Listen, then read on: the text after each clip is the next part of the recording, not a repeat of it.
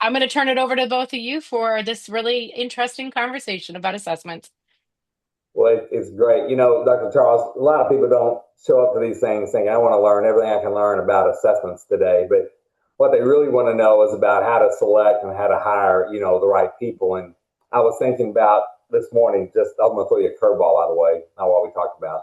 I was thinking about this morning, a stupid interview question that I used to ask years ago was like, if you were going to be a tree, what kind of tree would you be? So, in your professional opinion, with all of your background in IL psychology, would you say that's a very predictive question to ask in an interview process, or no? I can't confirm or deny your feelings on that question. Well, I can tell you it was not predictive of everyone I asked a question on. It was not. It's not a good way to do it. But it is interesting that as the labor market has begun to change and shift a little bit, right? You've been in a very low hire, low hire, low hire, low fire labor market. We're just now beginning to see, for those recent college grads last year, they're beginning to see some traction now in their ability to find something. It's very, very slight, but it is kind of coming in, better than it was, especially last year. And we also see with this low turnover environment that we've been in, that a lot of companies are really excited about their retention and they're really pleased with their retention numbers, but they're also talking to me about, man, what's going to happen when other jobs open, when we got a very low number of open jobs in the market? What's going to happen in our particular markets that we're in when everything kind of opens back up again and people start hiring? How can we be more thoughtful and more selective, really just around hiring and thinking about that? So um, when you think about you're not really drowning in jobs, how do you be better at getting the right candidates in the right place at the right time, really overall? And that's kind of what I wanted to talk to you about today is like, how can we, just be better about understanding, do assessments still matter today? And will that help us any different? And are they different than they were? Yeah, and it's a really interesting time in that we have massive technology disruption in the assessment space with AI-oriented tools that are coming in for employers to use in terms of their screening, but also AI-oriented tools for candidates to use.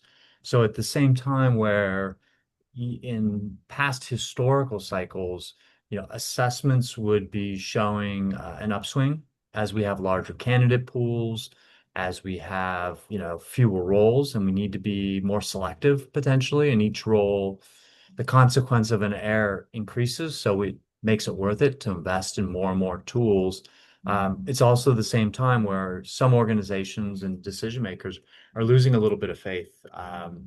Because now with these AI tools, each job may get 10,000 applicants, and you have a nagging feeling that you're really not sure, is this actually the individual? Is this a real individual, number one, from the resume? But even as they move through the process of using recorded video interviews or other things, is there a real human being there that's giving me an authentic, real answer that reflective of their capabilities, their competencies, and what they're going to bring?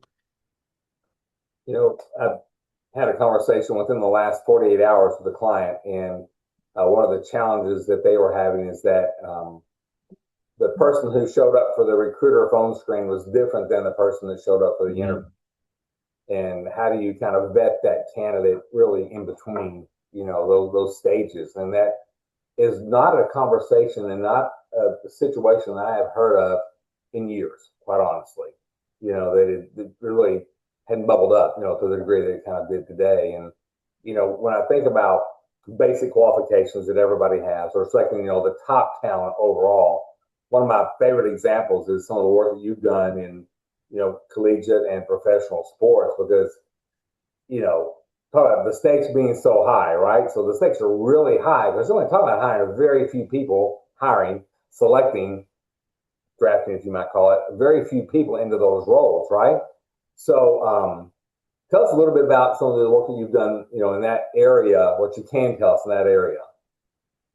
Yeah, so it's interesting when you think about who's really on the cutting edge of assessment. It's oftentimes the military and sports. Now, I like to joke that One of them might feel like it's life and death, especially to fans like, me and you.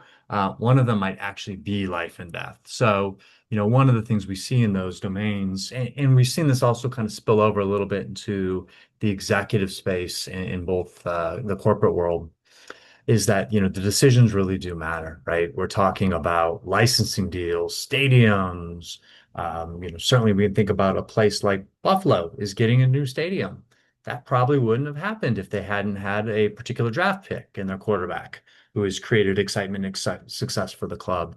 So, getting the decisions right are really, really, really important. And these are the times where a wide range of assessments is really critical, right? And so if you think about professional sports, same with the military, and even hiring for senior leaders and executives and organizations, is we want to take a lot of input in, that it's worth the time to get both traditional kind of, as an IO psychologist type assessments, where we really understand an individual, their capabilities, both the strengths, the weaknesses, the way that their skills might complement as well as the way the skills might not. So, when the stakes are on the line, the more you use, the better off you're going to be. But at the same time, the more you use, the more disconnected information you're going to get, which can be incredibly valuable for truly understanding how an individual is going to show up at work. The example you just used around, Buffalo and their stadium. I know Nashville's spending about $2 billion building a brand new stadium, and they don't have any good draft picks. Oh wait, that's it out loud. No, they've got a few, but it is, when you think about assessments and getting the right talent in, it is so critical, especially I think as we move forward. And I always look at it from a demographic lens as well, right? You got the boomers that are retiring. There's so much knowledge, legacy knowledge going into retirement, and so little knowledge coming up, into the organization or even from outside the organization. Having all the right people in the right jobs is really going to be critical in understanding that. And, I can think back and even on the front lines. And so you've got executives that you have to assess, right? Or you've got, professional athletes, you've got to look at their skills and competencies, and skills are part of it. Competencies are another piece of it that kind of all have to come together. And we did a project years ago with United Healthcare, and one of those projects was just around hiring, pharmacy technicians. And it really was, a crunch time, because we had to have, I believe the number was around 1,800 pharmacy technicians hired within about 6 months. And when we were doing that, and we were following kind of standard protocol, right? You had advertising, you had the job descriptions, you had, at the time, some social media, but you had a lot of traditional things that we were doing to generate candidates, and we were failing miserably, quite honestly, because it was a very saturated market. So there was not a ton of extra talent in that market. And so we brought our IOs in and said, we need some help. We brought our marketing team in and said, we need some help on this. And we began to look at what are those key competencies in those roles that might not be in the job description, but also helped us understand what was going to make someone successful in that role. And, one of the things that came was compassion, right? Detour orientation was in there, but compassion was really high for someone that was going to be successful in that role. So we began to think differently about how we would advertise for some of those roles. And we had an ad that said, compassionate me, and then, that was basically it. A lot of white space, right? So people who identified with that type of behavior were more apt to apply.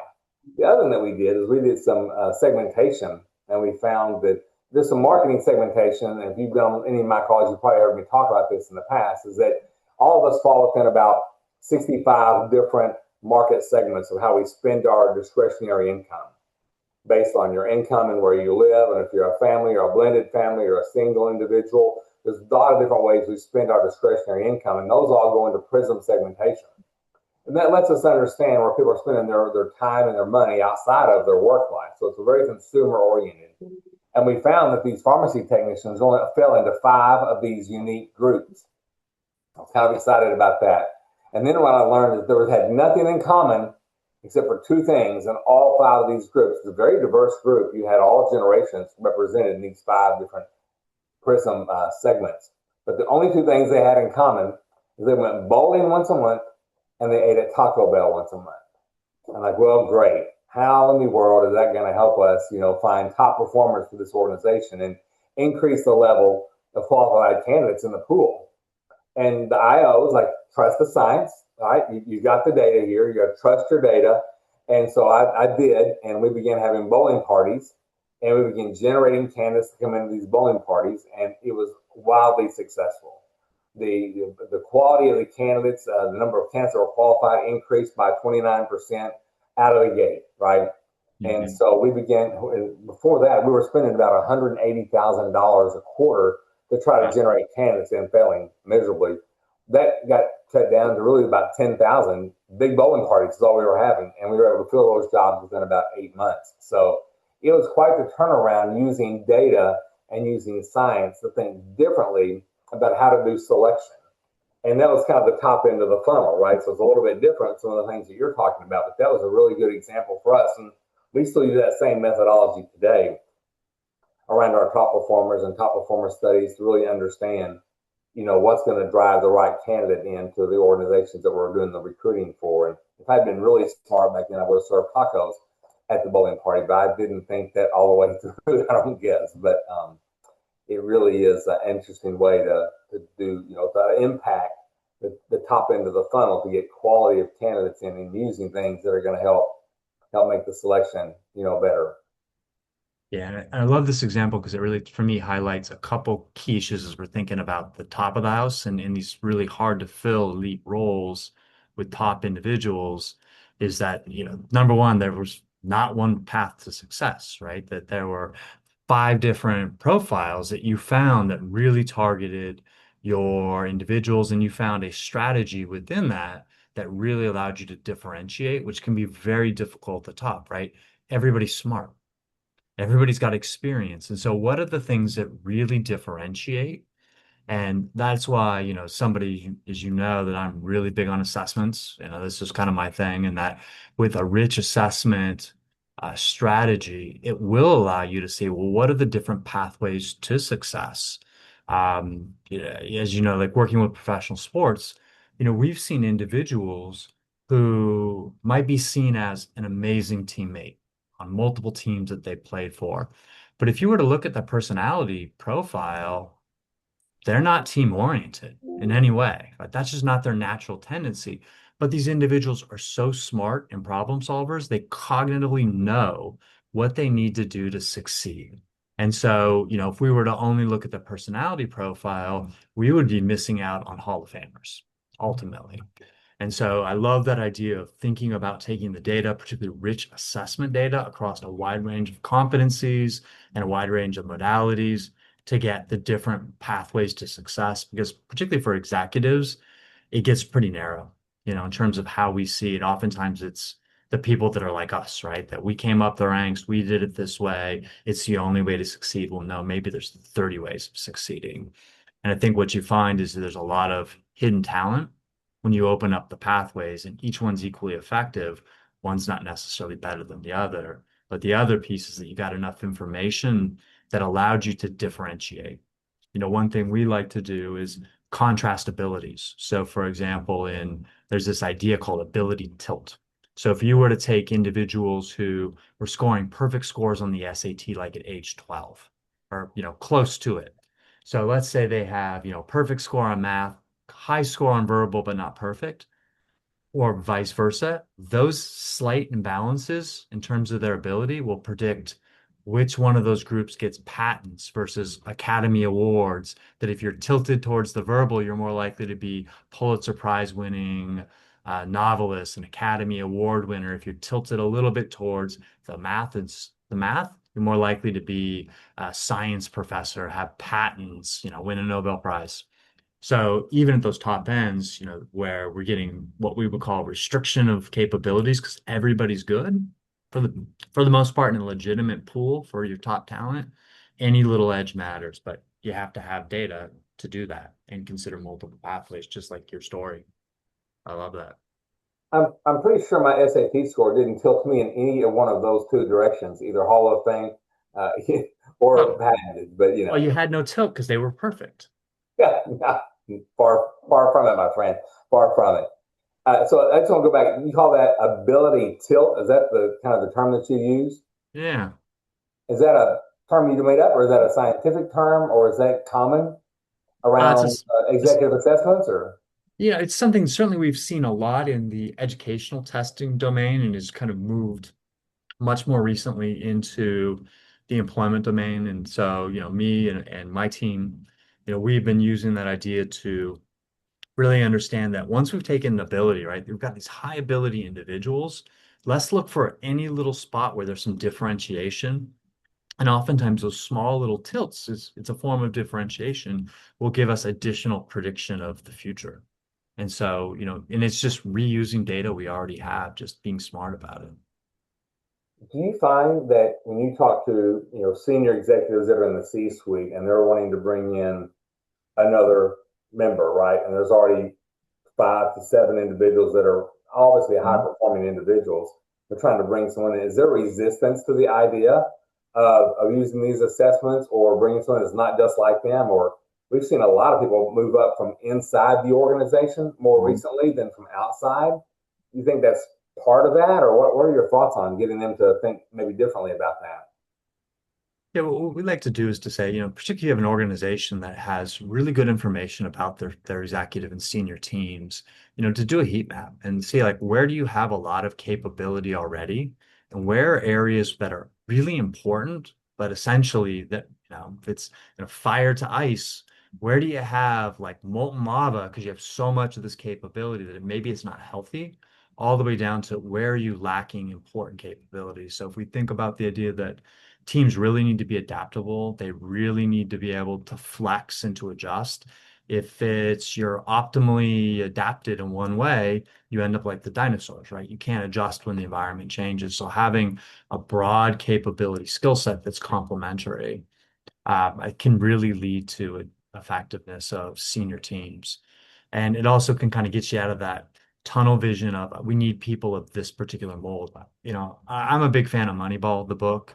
And they used to always talk about scouts in baseball. And what was so transformative is that they were really influenced by the idea of the five-tool player who they just look like a ball player, right? What Moneyball found is there's all this talent that was undervalued, but actually helps you in baseball games, like the players that get walked a lot, right? Nobody's looking at them and saying that's the ball player because they're not stealing bases or hitting home runs, things that are really risky and often can lose games just as much as they win them. Getting walked a lot doesn't lose you games, it wins you games. So, it really helps you think more well-rounded. And so while the Oakland A's were so effective in those early seasons of Moneyball is because they basically did that. And they looked at here's what it takes to win. Where do we have those capabilities in the team? Where don't we? Nobody's looking at that talent. It's undervalued and we can get it for incredibly cheap. It's like what is it, the 91 season? The Yankees and the A's win the same number of games. The Yankees payroll was $80 million more than the A's. That's so crazy. I love that movie. And I got to meet Billy Bean at a Conexa conference years ago, and Yes. he told a lot of the stories behind it. It's fascinating. It's still fun to watch, the Brad Pitt, version of that, but it really is interesting. You got to be able to, leaders got to be able to take some ego out to be Yeah. able to do something like that. And that's what he, was able to do, in a way, mostly out of desperation, I think is how he got there, right? But it's a really Definitely. smart decision to do, what he did and looking at those numbers. So if someone's on the call today and they're thinking, well, hey, what should I be doing differently around assessments overall? Where could they start? I mean, certainly it's getting back to some basics of really understanding, much like the money ball, of what does it take for us to win? Like, what is our strategy? Where are we heading as an organization? And what capabilities do we need to enact that? And then starting with doing an honest assessment of what do we have in the organization? And we might find that we have really talented people, but they're not what we necessarily need. This is a little easier right now because it's a time of disruption across every front, particularly with AI, global instability. But I would say, working with professionals that understand assessments is key. And really starting with saying, let's start at the top of the house and get a really broad view and also do some deep dives. Like some of the companies that we work with, they are really progressive in saying, let's do a deep dive on people that succeed here as it is right now. What do they have about them? Those that don't succeed or never reach their full potential as it was initially seen, what's common about them, much like your bowling example of diving in to understand those commonalities and differences, but you really need a wide range of assessments. Um, and it's a challenging time to do assessments because there is some resistance, because of concerns about the authenticity, but also nobody really likes to be poked and prodded. But it's really necessary to ensure that you're bringing in the right people because one bad hire at the top could be catastrophic. Yeah. Or on the opposite side of that scale, one bad hire at the top is catastrophic, and 500 bad hires at the bottom is also catastrophic, Oh, right? exactly. I mean, it's just like one's generating, 200 million a year. Well, so is this group over here, right? Just in a different way, right? So Yeah. that's kind of how I think about the great way to apply what you're talking about is fairly intentional at both ends of the hiring spectrum, whether you're doing an executive or whether you're doing, entry level hiring. So it Yeah. has to be intentional, job related, fair. Mhm. What else do you think that is another practical takeaway that people can think about if they need to get started? Is it heat mapping their, existing organization, or they need to do some work around determining what are the most important job families? Where do they need to start today? Yeah. I mean, there's a lot of people right now talking a lot about job architecture, which is a helpful thing to do to really understand your roles in your organization, get those organized into clear pathways, and either based on the nature of the work or the capabilities needed to do those things. I think, a key, and you really hit on, is to ensure that you're using job related tools so that the tools actually are related to performance of the key aspects of the job. A lot of companies who start on well-intended journeys in assessment can, get end up a little going sideways because they're not really focused. They're focused on things that look exciting and shiny and new, as opposed to things that we know are job related and will fare well if challenged legally.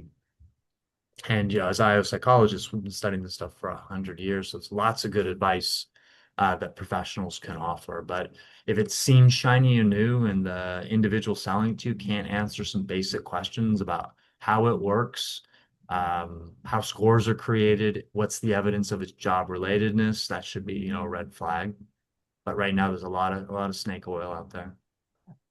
Well, it was kind of going to go into my next question is around how much is AI impacting this? And don't say Tremendous. AI is all snake oil, right? There's a lot that's out there. There's a lot of noise in the market, and everybody has an Mhm. AI product, whether they have an AI product or not. They're selling their AI product, and it's great advice to kind of go back to basics and ask the hard questions around, you Yeah. know, is this the right assessment, and what is it going to tell you, and where do you get your baseline information, and how do you Yeah. baseline it across the board? Yeah, and Cool. the fundamentals still apply. Although AI tools look different, there can be some good ones. You need to demonstrate that it is job related. You need to understand how it works. You need to ensure that it's actually measuring what you think it's measuring. So some of those things are pretty foundational. And as the tools evolve and they can get better, but the basics apply, which is nice, comforting. Yeah. Yeah. Well, we've got about 4 minutes left, I think. So I wanted to make sure, Melissa, we opened it up for some questions if there were any questions out there for Dr. Charles as we think about this. So I'll pause just for a second and Yeah, at the moment we don't. I think you've answered questions, some really good examples of assessments and hiring. And I think if there's one thing to take away from this conversation is better hiring beats faster hiring. Every day. every day, yes. Good. Well, with that, we do not have any questions. So I want to thank our hosts here, Darren and Charles, for another quick hitting conversation. And as I mentioned earlier on, we'll have this recording sent out to all of everyone who has registered tomorrow. So thanks again, and we'll see you guys on the next one. Sounds Thank great, Melissa. Thank you. you. Thanks, Charles. Thank